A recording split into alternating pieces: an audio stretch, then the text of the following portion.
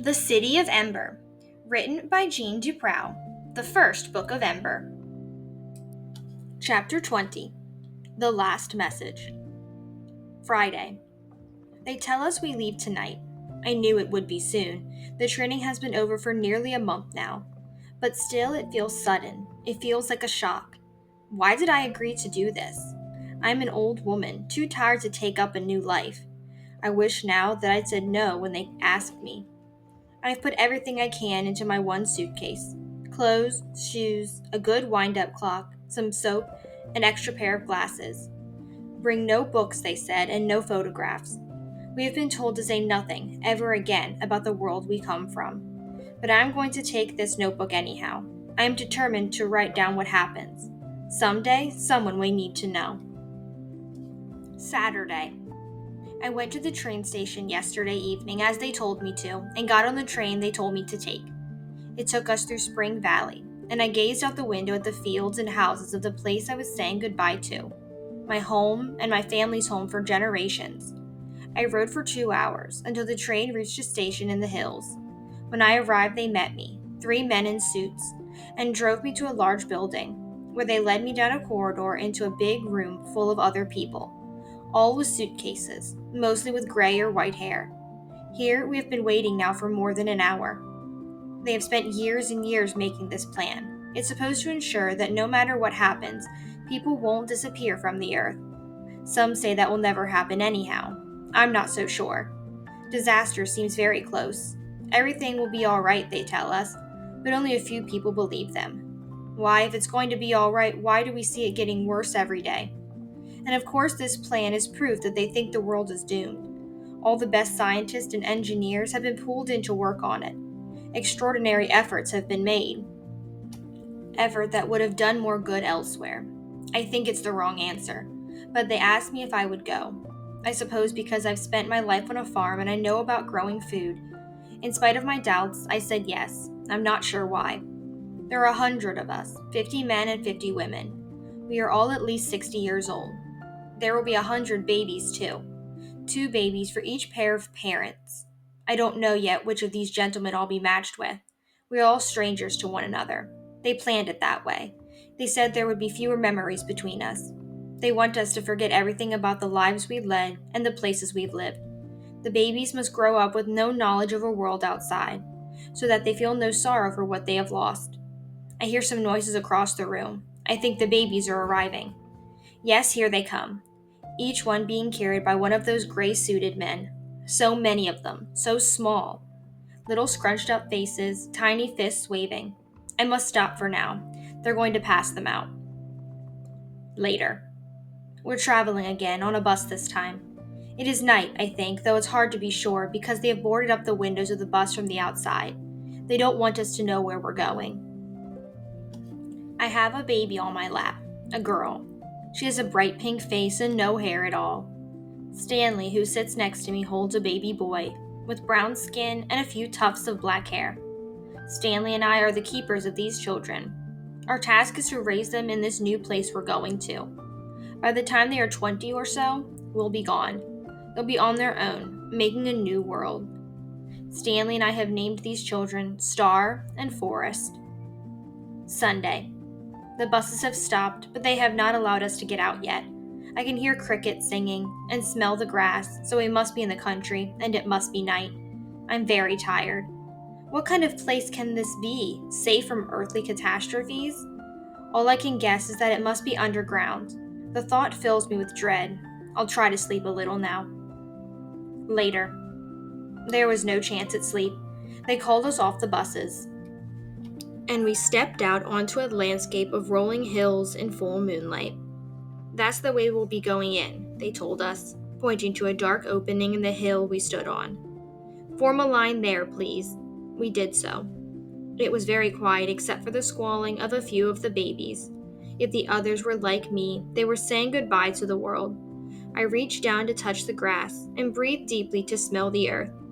My eyes swept over the silver hills, and I thought of the animals prowling softly in the shadows or sleeping in their burrows, and the birds standing beneath the leaves of the trees, with their heads tucked under their wings. Last, I raised my eyes to the moon, which smiled down on us from a long, cold distance away. The moon will still be here when they come out, I thought.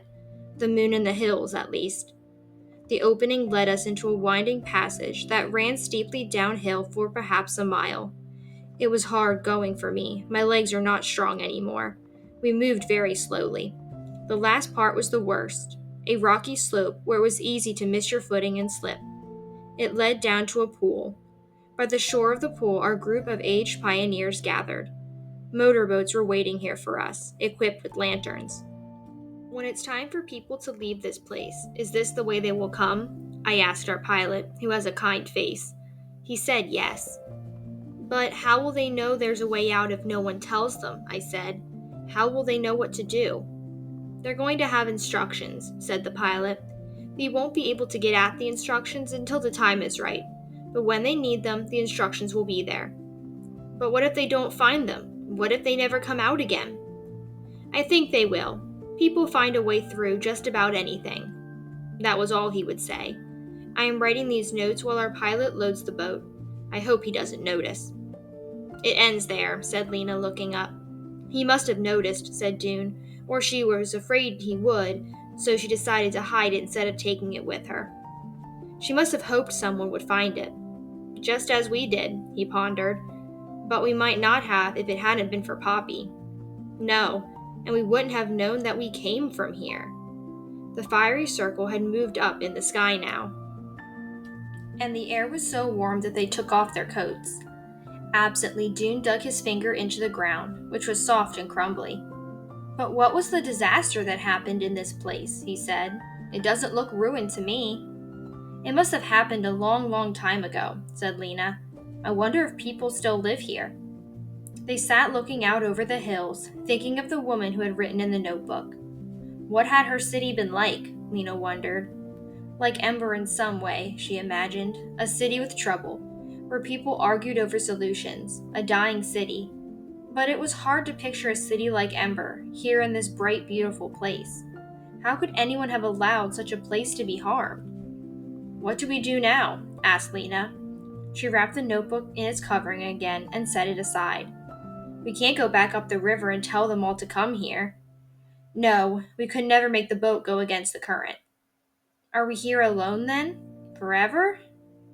Maybe there's another way in. Some way that lets you walk down to Ember. Or maybe there's another river that runs the other way. We have candles now. We could cross the unknown regions if we found a way to get there. This was the only plan they could come up with. So all day long they searched for another way in. Under the brow of the hill they found a hole where a stream wandered into the dark. Their water was good to drink, but the hole was far too small for them to fit through. There were gullies full of shrubs, and Lena and June crawled among the leaves and prickled branches, but found no openings. Bugs buzzed around their ankles and past their eyes. Brown earth stained their hands, and pebbles got into their shoes.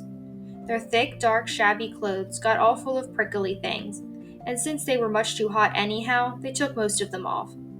They had never felt such warmth against their skin and such soft air.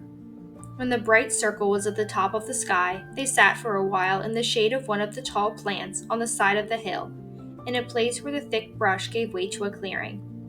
Poppy went to sleep, but Lena and June sat looking out over the land.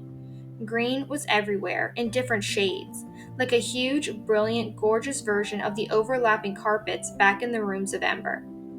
Far away, Lena saw a narrow gray line curve like a pencil stroke across the sweep of green.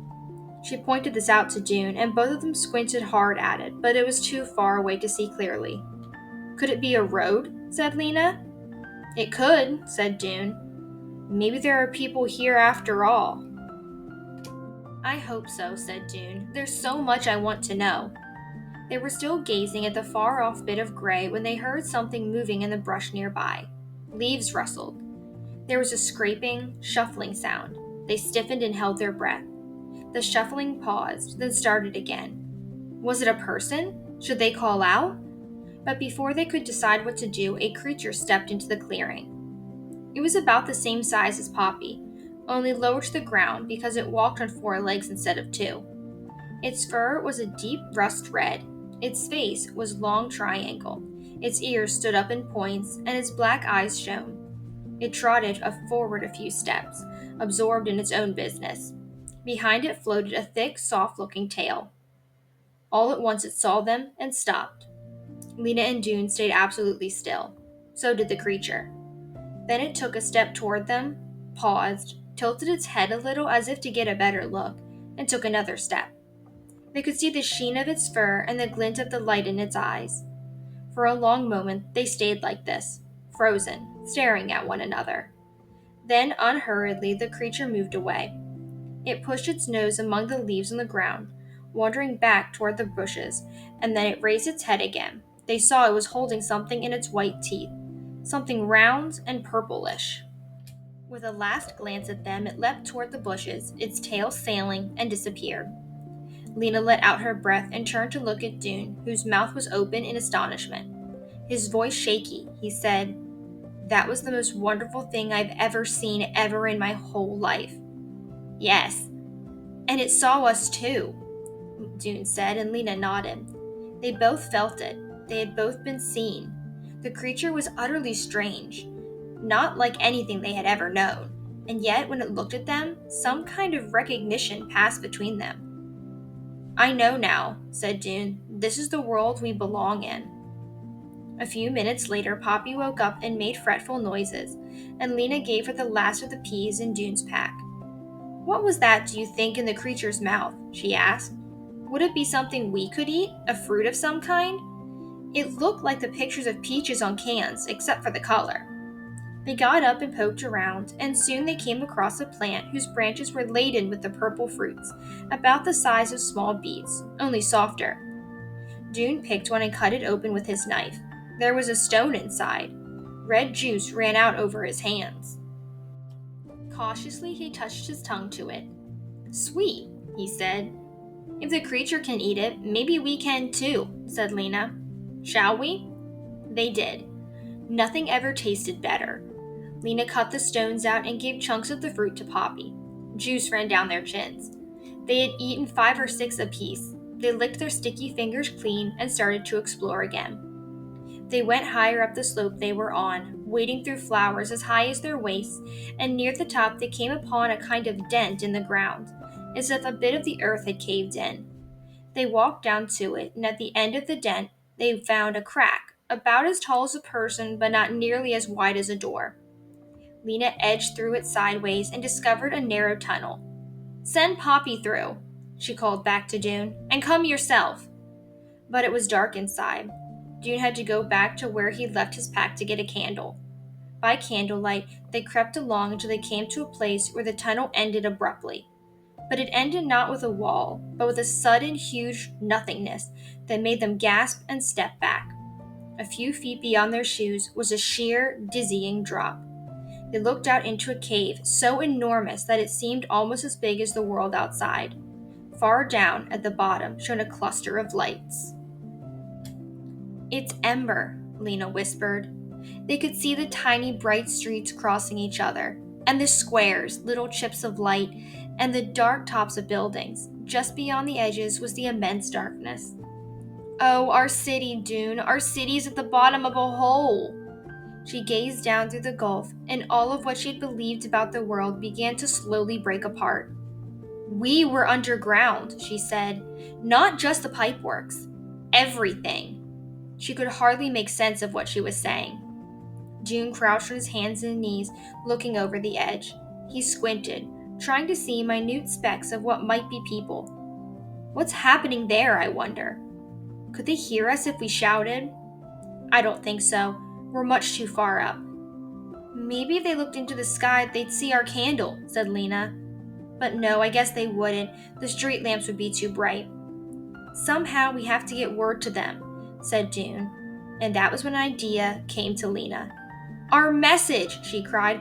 "We could send our message!" And they did. From her pocket, Lena took the message that Dune had written, the one that was supposed to have gone to Clary explaining everything. In small writing, they squeezed in this at the top of the note. "Dear people of Ember, we came down the river from the pipeworks and found the way to another place. It is green here and very big. Light comes from the sky. You must follow the instructions in this message and come on the river. Bring food with you. Come as quickly as you can. Lena Mayfleet and Dune Harrow." They wrapped the message in Dune's shirt and put a rock inside it. Then they stood in a row at the edge of the chasm, Dune in the middle, holding Poppy's hand and Lena's. Lena took aim at the heart of the city, far beneath her feet. With all her strength, she cast the message into the darkness, and they watched it as it plunged down and down. Mrs. Murdo, walking even more briskly than usual to keep her spirits up, was crossing Harkin Square when something fell to the pavement just in front of her with a terrific thump. "How extraordinary," she thought, bending to pick it up. It was a sort of bundle. She began to untie it. Will Mrs. Murdo understand the note? Will the rest of the citizens of Ember escape? Listen to The People of Sparks, also found on my channel, to find out.